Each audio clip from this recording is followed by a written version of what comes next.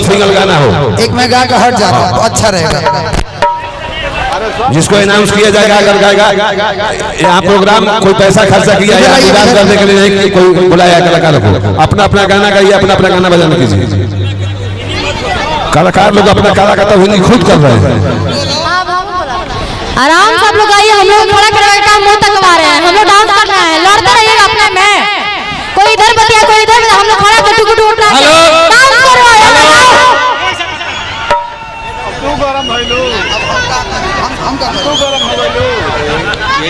मैं क्या कर सकता हूँ बताइए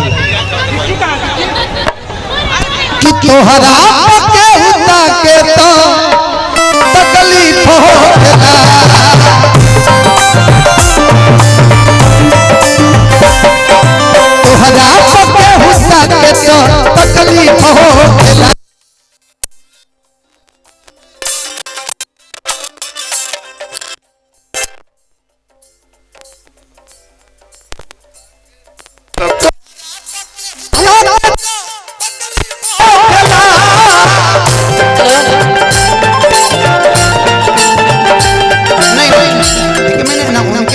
आपके लिए बोला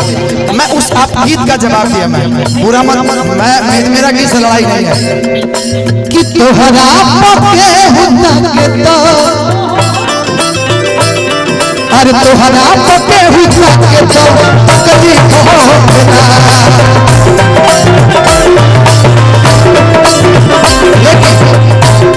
दिल ले गया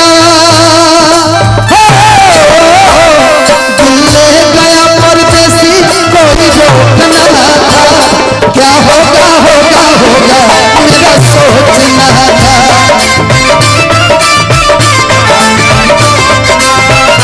क्या होगा होगा होगा मेरा सोचना था क्या होगा होगा होगा मेरा सोचना था दिल ले गया परदेसी कोई रोकना था क्या होगा होगा होगा मेरा सोचना था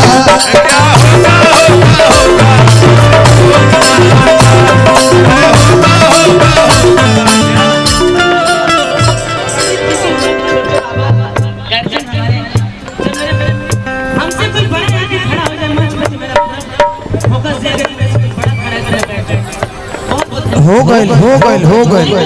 हाँ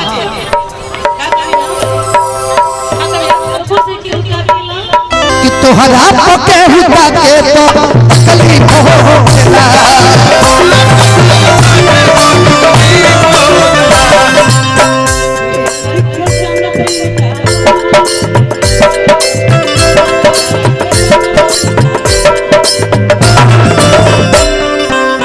हेलो रही जा कहिए हमारे बीच में भोजपुरी जगत की बहुत प्यारी गायिका नेहा सिंह निष्ठा का भी आगमन हुआ है। मैं आपका स्वागत और अभिनंदन करता हूं। 10 मिनट में आएंगे आप 1 मिनट आइए प्रियंका इधर आइए। कलाकार को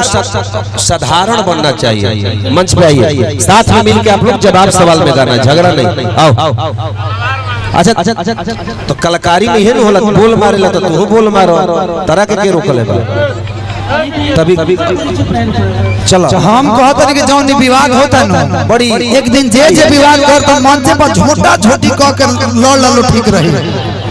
एक दिन लड़ ले बोलो जहां हो जाई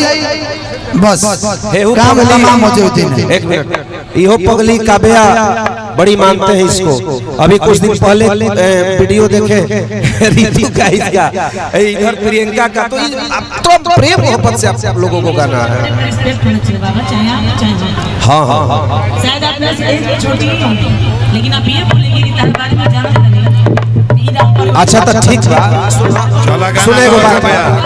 सुनो छोटे ना बुझाए तो बड़ वही के डाल का लगाओ चलो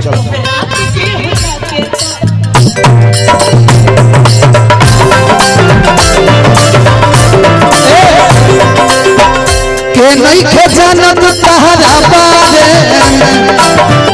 के नहीं खे जानत तहरा बारे मन हम दोनों लोग को कहें भाई नहीं तहरा बारे में के नहीं खे जानत तहरा बारे में तो भाई बने बारे